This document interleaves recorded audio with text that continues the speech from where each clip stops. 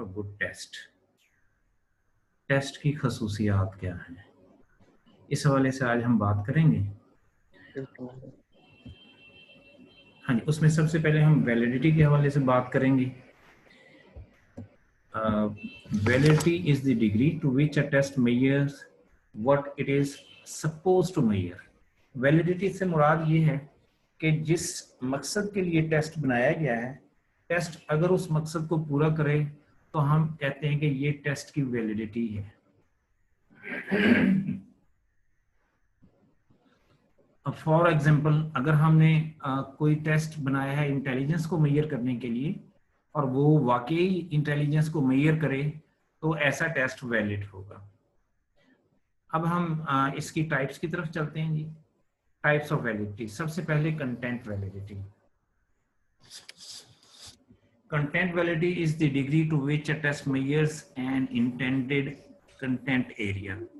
It is concerned with the ability of a test to cover all contents. Content validity का ताल्लुक content coverage के साथ है। अगर एक टेस्ट पूरे सिलेबस को कवर करता है तो उसकी कंटेंट वैलिडिटी ज्यादा है, और अगर कोई टेस्ट पूरे टेस्ट को, पूरे सब्जेक्ट को कवर नहीं करता, पूरे कंटेंट्स को कवर नहीं करता, बहुत थोड़े पोर्शन को कवर करता है सिलेबस के या कंटेंट्स के, तो ऐसे टेस्ट की कंटेंट वैलिडिटी कम है। अच्छा, इसके बाद दूसरी इसकी टाइप है कंस्ट्रक्ट वैलिडिटी। ये इसको थोड़ा सा समझने की जरूरत है। कंस्ट्रक्ट जो है, a construct is a non observable trait such as learning, anxiety, creativity, curiosity, scientific attitude, intelligence, which explains behavior। तो कंस्ट्रक्ट वैलिडिटी से पहले हम देखते हैं कंस्ट्रक्ट क्या है। तो कंस्ट्रक्ट जो है ये ऐसी कोई खसूसियत है जो हमें नजर नहीं आती, non observable trait, just like learning, anxiety है, इंटेलिजेंस है। तो ये ऐसी खसूसियात हैं जिनको देखा नहीं जा सकता लेकिन इनको मेजर किया जा सकता है। तो साइकोलॉजी में इन ट्रेड्स को या इन खसूसियात को हम कंस्ट्रक्ट कहते हैं। तो कंस्ट्रक्ट वैलिडिटी फिर क्या है? Construct validity is the degree to which test measures an intended construct. जो भी टेस्ट हमने बनाया है, जिस कंस्ट्रक्ट को मेजर करने के लिए बनाया है, अगर टेस्ट वाकईतन उस कंस्ट्रक्ट को मेजर करें तो हम कहेंगे कि इस टेस्ट के अंदर कंस्ट्रक्ट वैलिडिटी मौजूद है। अच्छा जी, इसको मैं एग्जांपल से एक्सप्लेन करता हूं कि ये कंस्ट्रक्ट वैलिडिटी है क्या। ये पहले मैंने बता दिए। फॉर एग्जांपल, हम जो है बच्चों की इंटेलिजेंस को मेजर करना चाहते हैं, तो इंटेलिजेंस क्या है? कंस्ट्रक्ट है। तो इसके लिए जो हम टेस्ट बनाएंगे, अगर वो वाकई इंटेलिजेंस को मेजर करता हो तो हम कहेंगे इस टेस्ट के अंदर कंस्ट्रक्ट वैलिडिटी मौजूद है। अच्छा, ऐसा ना हो कि जो टेस्ट हमने बनाया है वो बच्चों की इंटेलिजेंस को मेजर ना करे बल्कि उनकी अचीवमेंट को मेजर करे, तो फिर ऐसा टेस्ट जो है उसके अंदर कंस्ट्रक्ट वैलिडिटी नहीं होगी। तो कंस्ट्रक्ट वैलिडिटी क्या है? टेस्ट जिस कंस्ट्रक्ट के लिए बनाया गया। वैलिडिटी तो हम पहले बात कर चुके हैं ना कि वैलिडिटी क्या है? जिस मकसद के लिए टेस्ट बनाया गया है उस मकसद को पूरा करे। तो कंस्ट्रक्ट वैलिडिटी क्या है कि जिस कंस्ट्रक्ट को मेजर करने के लिए वो टेस्ट बनाया गया है, अगर वो टेस्ट वाकई उस कंस्ट्रक्ट को, फॉर एग्जांपल इंटेलिजेंस के लिए बनाया गया है, तो इंटेलिजेंस को वो मेजर करे, तो फिर हम कहेंगे इस टेस्ट के अंदर कंस्ट्रक्ट वैलिडिटी मौजूद है। तो ये दूसरी टाइप थी वैलिडिटी की। आगे चलते हैं जी। Concurrent validity. Concurrent validity is the degree to which the scores on a test are related to the scores on another already established test administered at the same time। ये यहाँ पे अगर आप लफ्ज देखें ना रिलेटेड, तो रिलेटेड से मुराद ये है कि अगर एक टेस्ट में एक बच्चे के 80 नंबर हैं और दूसरे भी टेस्ट में कोई और टेस्ट दिया जाता है तो उसमें भी बच्चे के 80 ही तकरीबन नंबर हों, तो हम कहते हैं कि इनके अंदर कोरिलेशन मौजूद है। क्या मौजूद है? इसी को हम रिलेटेड कहते हैं। एक लफ्ज तो ये आप जहन में रख लें। दूसरी बात जो कंकरेंट वैलिडिटी के हवाले से है वो ये है कि बच्चों के एक टेस्ट के स्कोर्स, उसको हम देखेंगे कि अगर एक टेस्ट में उनके स्कोर क्या हैं दूसरे टेस्ट जो ऑलरेडी एस्टेब्लिश्ड है, फॉर एग्जांपल हम कोई नेट से ले लेते हैं, कोई स्टैंडर्डाइज टेस्ट ले लेते हैं, तो उसके साथ अगर नंबरों का कंपैरिजन करें तो दोनों में तकरीबन एक जैसे नंबर आए, तो जो टेस्ट हमने बनाया था जिसको हम कंपेयर कर रहे हैं वो टेस्ट, उसके अंदर कंकरेंट वैलिडिटी मौजूद है। ठीक है, दोबारा मैं इसको रीड कर रहा हूं। Concurrent validity is the degree to which the scores on a test are related to the scores on an other already established test administered at the same time। एक ही वक्त से मुराद ये है कि 1 घंटे के बाद, 2 घंटे के बाद या 1 दिन के बाद। तो पहले आपने एक टेस्ट बच्चों को दिए है और उसके बाद कोई स्टैंडर्डाइज टेस्ट लिए हैं, और दोनों में बच्चों के अगर आप मार्क्स जो हैं तकरीबन एक जैसे हैं, तो जो टेस्ट फिर हमने बनाया है उसके अंदर कंकरेंट वैलिडिटी मौजूद है। चौथी टाइप जो है दैट इज प्रिडिक्टिव वैलिडिटी। आप लोग जानते हैं प्रिडिक्शन से मुराद जो है वो क्या है? प्रिडिक्शन से मुराद है पेशगोई। तो प्रिडिक्टिव वैलिडिटी से क्या मुराद है? प्रिडिक्टिव वैलिडिटी से मुराद है कि टेस्ट के अंदर जो पेशगोई है वो मौजूद है।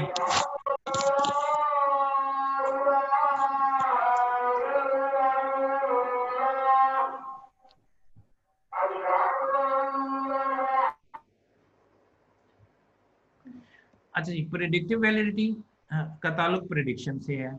अच्छा, टेस्ट के हवाले से ये प्रेडिक्शन क्या हो सकती है? फॉर एग्जांपल, पहले मैं मिसाल देता हूँ आपको कि बच्चों ने मैट्रिक का इम्तिहान दिया और एक बच्चा है उसके मैथमेटिक्स में नंबर बहुत अच्छे आए, ठीक है, मैट्रिक में, ठीक है, और यही बच्चा आगे चल के अगर एफएससी में भी मैथमेटिक्स के पेपर में बहुत अच्छे नंबर लेता है, तो वो टेस्ट जो मैट्रिक का टेस्ट था उसके अंदर प्रिडिक्टिव वैलिडिटी मौजूद है कि इस टेस्ट में जो नंबर ज्यादा लेगा आइंदा भी उसके अच्छे नंबर आएंगे। तो ये जो है टेस्ट की क्या कहलाती है? This is the predictive validity.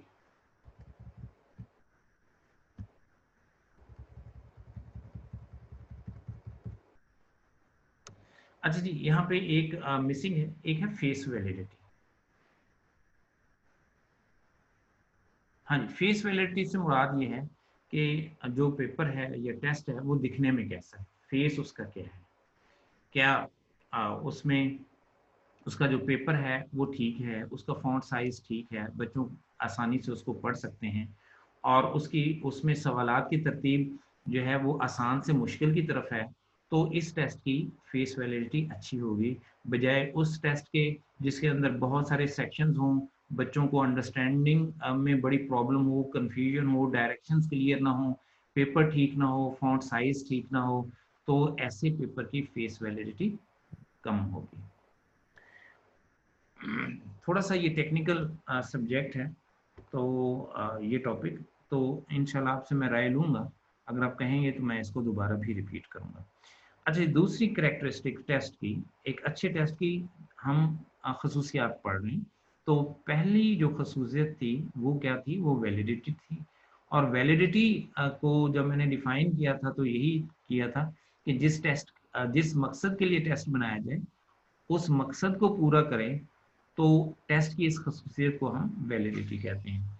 मैं यहाँ पे एक मिसाल आपको और देता चलूँ कि फॉर एग्जांपल हम, आपको पता है कि प्रैक्टिकल लेते हैं बच्चों से, फॉर एग्जांपल मैट्रिक के बच्चों से जो हम प्रैक्टिकल लेते हैं, तो इस टेस्ट का मकसद क्या है? इस टेस्ट का मकसद ये है कि क्या बच्चे उनके अंदर प्रैक्टिकल स्किल्स जो हैं वो डेवलप हुए हैं या नहीं, क्या वो प्रैक्टिकल परफॉर्म कर सकते हैं, क्या वो ऑपरेटर्स सेट कर सकते हैं।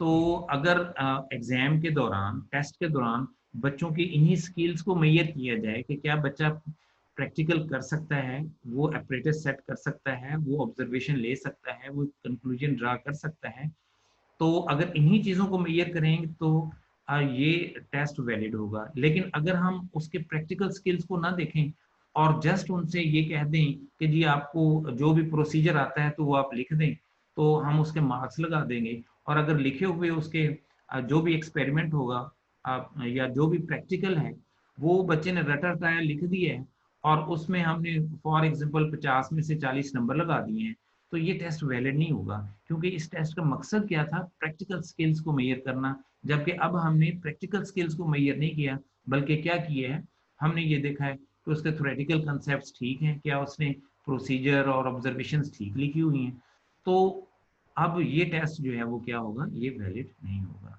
तो वैलिडिटी का जो कॉन्सेप्ट है, जिसको हम कह रहे हैं ये टेस्ट की बहुत बड़ी खसूसियत है, वो ये है कि जिस मकसद के लिए बनाया गया है उस मकसद को पूरा करें। देन ये दूसरी खसूसियत की तरफ हम आते हैं, इसको हम रिलायबिलिटी कहते हैं। रिलायबिलिटी के हवाले से मैं आमतौर पे जो मिसाल दिया करता हूँ, मैं यही पूछा करता हूँ कि जी बताएं कि आप रिलायबल पर्सन किसे कहते हैं। तो कोई इसका जो है काबिल भरोसा, कोई कहेगा जी काबिल भरोसा है, कोई काबिल एतबार है। तो मैं फिर सवाल करता हूँ कि ये काबिल भरोसा और काबिल एतबार आप किसे कहते हैं? कोई काबिल भरोसा और काबिल एतबार आप उसको कहते हैं जो जब भी बात करे एक जैसी बात करें। अगर किसी से आपने प्रॉमिस किया कि जी हाँ मैं आपको, आपने अपने दोस्त से कोई पैसे मांगे, तो वो आप पैसे लेने के लिए जाएं तो वो कहे जी मैंने तो इस्तेमाल कर लिए, तो आप क्या कहेंगे कि ये रिलायबल नहीं है। तो रिलायबल फिर क्या हुआ, जो जब भी बात करे एक ही बात करें। तो यहाँ टेस्ट की खसूसियत के हवाले से हम बात करते हैं। Reliability is the degree to which a test consistently measures whatever it measures. देखें पहले हमने बात की थी कि टेस्ट जो है वो अपने मकासद को पूरा करे। अब यहाँ हम मकासद की बात ही नहीं कर रहे हैं ना, व्हाटएवर इट मेजर्स, जिस चीज की भी पैमाइश करता है टेस्ट, जब भी पैमाइश करे उसकी पैमाइश एक जैसी हो, consistency off score, same score. A reliable test gives the same scores when administered and re-administered, while an unreliable test does not give the same score. Simple सी बात है, एक टेस्ट आपने बच्चों को दिया है, उसमें एक तालिब इल्म में उसके 80 नंबर आए, दूसरी दफा दिया है तो 80 के करीब करीब ही हैं या 80 आए, तो हम कहेंगे ये टेस्ट रिलायबल है। और फॉर एग्जांपल अगर एक दफा सेम टेस्ट, वही टेस्ट हमने दिया है, बच्चे के 80 नंबर आए और दूसरी दफा उसके कोई 50 आ रहे हैं, 55 आ रहे हैं, तो हम कहेंगे ये टेस्ट रिलायबल नहीं है। ठीक है ना, एक दफा बच्चा उसी टेस्ट में 80 नंबर ले रहा है, दूसरी दफा 50, तो ये रिलायबिलिटी नहीं है। तो रिलायबिलिटी क्या है, कंसिस्टेंसी ऑफ स्कोर। जब भी टेस्ट दिया जाए बच्चों को, अगर एक ही टेस्ट दिया जाए एक दिन के वक्फे के साथ, 2 दिन के वक्फे के साथ, और उतने ही नंबर आए, इसी को हम रिलायबिलिटी कहते हैं, कंसिस्टेंसी ऑफ स्कोर्स कहते हैं, सेम स्कोर कहते हैं। अच्छा जी, इसमें ये बड़ा इंपॉर्टेंट एमसीक्यूज आमतौर पे बात पूछ लेते हैं। ये स्टेटमेंट आपने याद रखनी है, a valid test is always reliable. जो वैलिड टेस्ट है वो रिलायबल भी है। जो वैलिड टेस्ट है वो क्या है, रिलायबल भी है। लेकिन but a reliable test is not necessary valid. लेकिन जो रिलायबल टेस्ट है जरूरी नहीं वो वैलिड भी हो। ठीक है ना, तो वैलिड टेस्ट में दोनों खसूसियात हैं कि वो वैलिड भी है और वो रिलायबल भी होता है। लेकिन जो रिलायबल टेस्ट होगा वो रिलायबल तो है लेकिन जरूरी नहीं कि वो वैलिड टेस्ट हो। तो ये एमसीक्यूज में आमतौर पे पूछ लेते हैं, तो इसको आपने जहन में रखना है। अच्छा जी, अब हम बात करेंगे टाइप्स ऑफ रिलायबिलिटी की।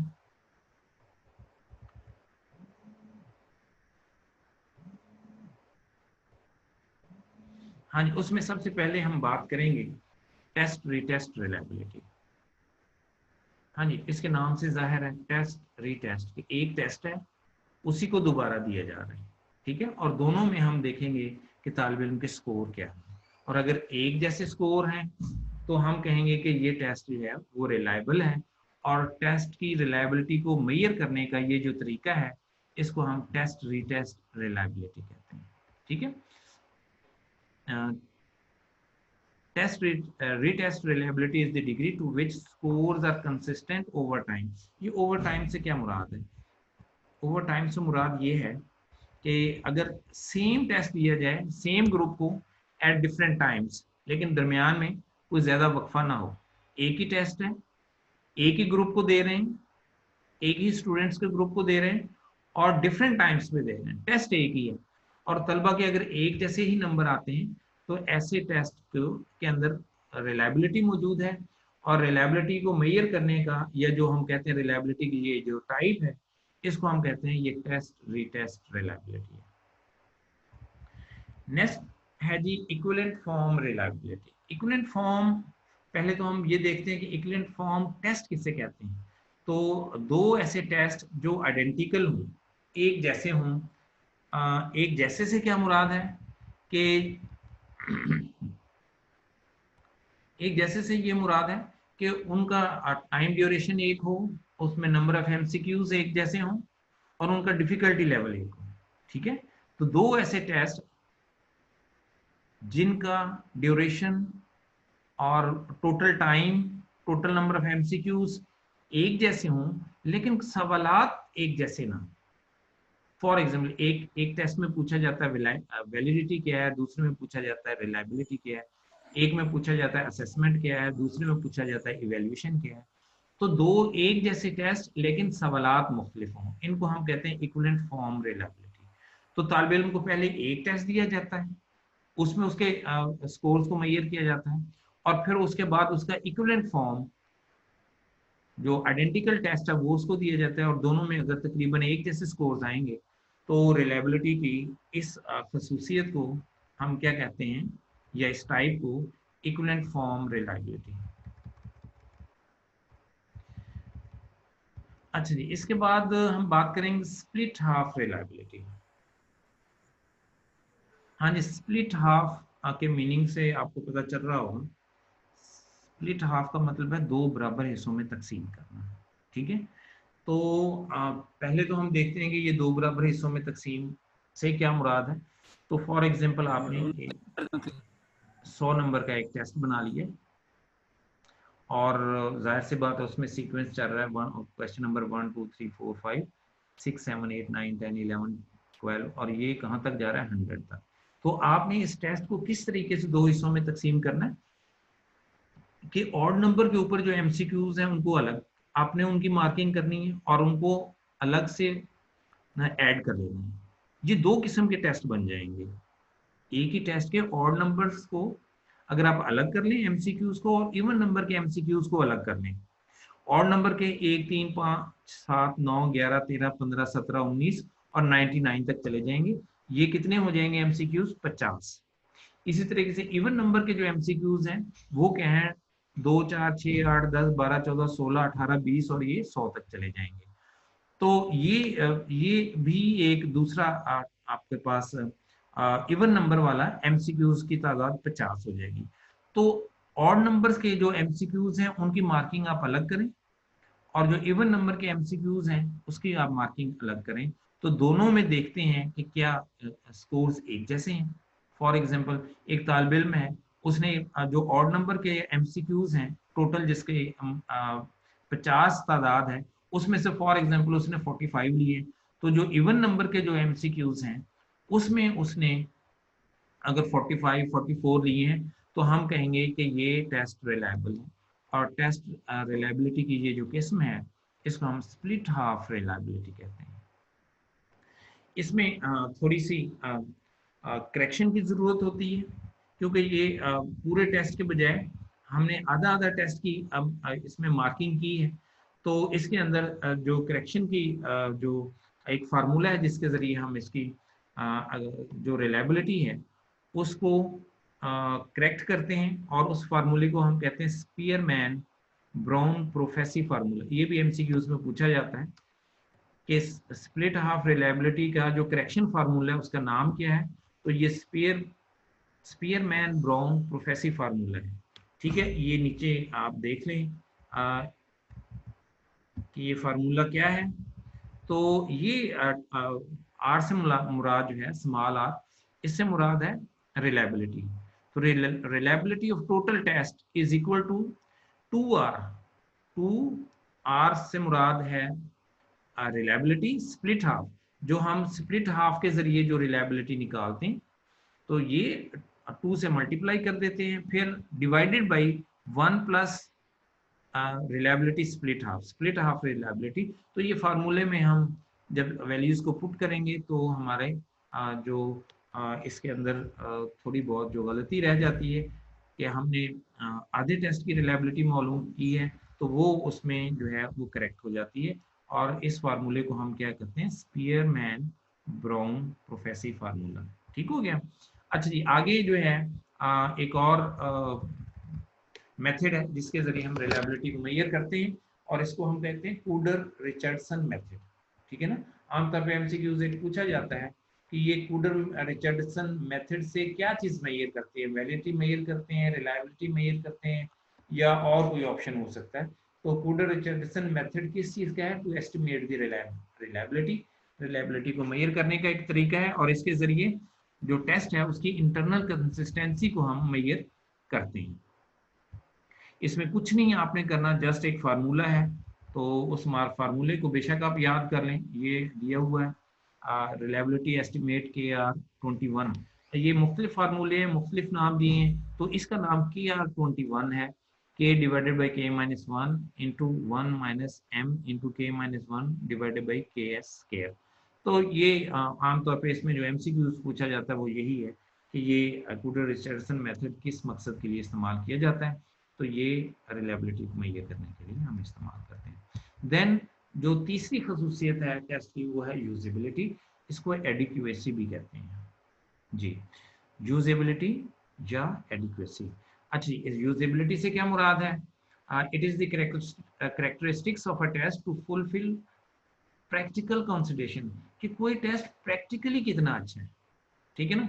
फॉर एग्जाम्पल नंबर 1 यहाँ पे जो क्राइटेरिया दिया हुआ है that is time for administration, वो टेस्ट अच्छा है जिसका ड्यूरेशन कम है, और वो टेस्ट अच्छा नहीं है जिसका ड्यूरेशन बहुत ज्यादा है। तो दिस इज प्रैक्टिकल कंसिडरेशन, कि जब आप टेस्ट देते हैं तो कौन से फैक्टर्स जो हैं वो क्राइटेरिया इजी हैं और कौन से जो है वो टेस्ट को मुश्किल बना देते हैं। इन्हीं हम प्रैक्टिकल कंसिडरेशंस को हम यूजेबिलिटी या एडिक्वेसी कहते हैं। तो इसमें जो पहली बात हमने की है टाइम फॉर एडमिनिस्ट्रेशन, अगर टेस्ट का टाइम 20 मिनट से 60 मिनट का होगा तो ऐसा टेस्ट जो है वो अच्छा है, और अगर ये 3 घंटे का टेस्ट है तो अच्छा नहीं है, ठीक है। अच्छा, ईज ऑफ एडमिनिस्ट्रेशन, जो टेस्ट देना कितना आसान है, क्या उसके अंदर डायरेक्शंस क्लियर हैं, उसके सब test, for example objective type भी है, सब्जेक्टिव टाइप भी, MCQs हैं, तो जितने सब टेस्ट होंगे अगर सबको अलग अलग हमने टेस्ट बच्चों से आंसर दिलवाने हैं तो जाहिर है कि वो मुश्किल होगा। तो time of test will be suitable. तो ईज ऑफ एडमिनिस्ट्रेशन क्या है कि डायरेक्शंस क्लियर हो, सब टेस्ट उसके या उसके जो पार्ट्स हैं वो भी कम हो, और टाइम भी सुटेबल हो। ईज ऑफ स्कोरिंग, ऐसा टेस्ट जो स्कोरिंग जिसकी करने में आसानी हो, तो ऐसा टेस्ट जो है वो क्या होगा, उसकी एडिक्वेसी ज्यादा होगी और वो उसकी यूजेबिलिटी ज्यादा होगी। इसी तरीके से ईज ऑफ इंटरप्रिटेशन, जिसके जिसकी जिसकी वजाहत, नंबरों की वजाहत आसानी से की जा सके, वो टेस्ट भी अच्छा होगा। अवेलेबिलिटी इक्विवेलेंट फॉर्म, जिसकी इक्विवेलेंट फॉर्म्स अवेलेबल हों, वो टेस्ट भी अच्छा होगा। कॉस्ट ऑफ टेस्टिंग, अगर कॉस्ट टेस्ट की बहुत ज़्यादा है तो ये टेस्ट अच्छा नहीं है, और अगर कॉस्ट जो है इसकी कम है तो ऐसा टेस्ट जो है वो अच्छा होगा। तो ये सारी क्या है, प्रैक्टिकल कंसिडरेशन है, और इसको हम क्या कहते हैं, इसको हम कहते हैं यूजेबिलिटी और एडिक्वेसी।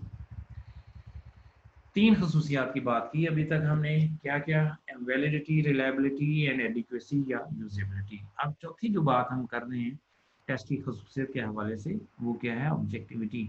अगर मैं पूछूं कि ऑब्जेक्टिविटी किसे कहते हैं, आमतौर पर स्टूडेंट्स जो हैं वो जवाब दे देते हैं कि जो ऑब्जेक्टिव टाइप टेस्ट हैं उन्हीं उसी को हम ऑब्जेक्टिविटी कहते हैं, और जिसमें जो है वो MCQs हों, ऐसे टेस्ट को ऑब्जेक्टिव। तो ऐसी बात नहीं। तो ऑब्जेक्टिविटी टेस्ट की क्या कहलाती है, किसको कहते हैं, the objectivity of a test refers to the degree to which equally competent scorers obtain the same result. देखें, बड़ी इंपॉर्टेंट बात है। अगर हम कहते हैं कि एक एक स्कोरर है या एग्जामिनर है, वो एक पेपर के 80 नंबर लगाता है, दूसरा उसी पेपर के 60 नंबर लगाता है, तो हम कहेंगे कि क्या है कि इस टेस्ट में ऑब्जेक्टिविटी कम है, नहीं है। तो ऑब्जेक्टिविटी वो खसूसियात है जिसमें एक्सटर्नल फैक्टर्स और पर्सनल फैक्टर्स असरअंदाज नहीं होते। एक्सटर्नल फैक्टर्स और पर्सनल फैक्टर्स क्या हैं, स्कोरर के, एग्जामिनर के। फॉर एग्जांपल आपने सुना होगा कि अगर कोई एग्जामिनर नंबर कम देता है तो आमतौर पे बच्चे कहते हैं जी टीचर का घर वालों से झगड़ा हो गया, ये भी कहते हैं जी टीचर को नाश्ता नहीं मिला।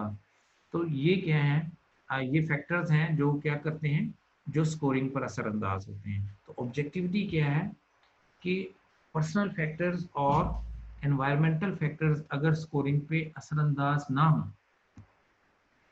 तासुब से बाला अगर स्कोरिंग होगी, तो उसको हम कहते हैं ये क्या है, ऑब्जेक्टिविटी। ठीक है, मैंने मिसालें दे दी हैं आपको कि अगर टीचर की किसी से लड़ाई हुई है और उसको नाश्ता नहीं मिला, तो वो भी स्कोरिंग पर असरअंदाज होता है।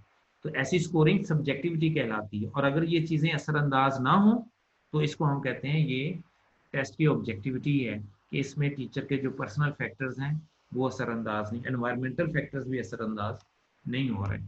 तो इसी को हम ऑब्जेक्टिविटी कहते हैं। इसमें एक और मिसाल मैं देता हूँ। ये तो एनवायरमेंटल फैक्टर्स हैं। फॉर एग्जाम्पल लाइट नहीं है, ऐसा एनवायरनमेंट है जहाँ टीचर बैठ के पेपर मार्क कर रहा है, गर्मी बहुत ज़्यादा है, तो ऑटोमेटिकली बच्चों के नंबर थोड़े से कम आते हैं। लेकिन ये किस सूरत में होता है, जब डिटेल्ड टेस्ट होते हैं, जब ऐसे टाइप टेस्ट लिए जाते हैं। एक और चीज, जब बच्चों से ऐसे टाइप टेस्ट लिए जाते हैं, तो एक और फैक्टर जो पर्सनल फैक्टर है वो भी स्कोरिंग पर असरअंदाज होता है। मिसाल के तौर पे एक टीचर जो है, बच्चों को कहा गया कि उन्होंने एक ऐसे लिखना है ऑन क्रिकेट मैच, और एक बच्चा है वो क्रिकेट मैच पे ऐसे लिखता है, और दूसरा जो है वो हॉकी मैच के ऊपर लिखता है। दोनों के कंटेंट और उसका मेयार जो है ऐसे का एक जैसा है, लेकिन टीचर को अगर क्रिकेट पसंद है तो ऑटोमेटिकली एक दो नंबर बच्चे के, उस बच्चे के बढ़ जाएंगे जिसने क्रिकेट के ऊपर क्रिकेट मैच के ऊपर ऐसे लिखा है। तो इसी को हम कहते हैं ये टीचर की पर्सनल लाइकिंग और डिसलाइकिंग असरअंदाज हो रही है। तो ऐसी स्कोरिंग जिसमें एनवायरमेंटल फैक्टर्स भी असरअंदाज ना हो और टीचर की पर्सनल थिंकिंग भी असरअंदाज ना हो, उसी को हम कहते हैं कि ये क्या है, ये ऑब्जेक्टिविटी है। ठीक है,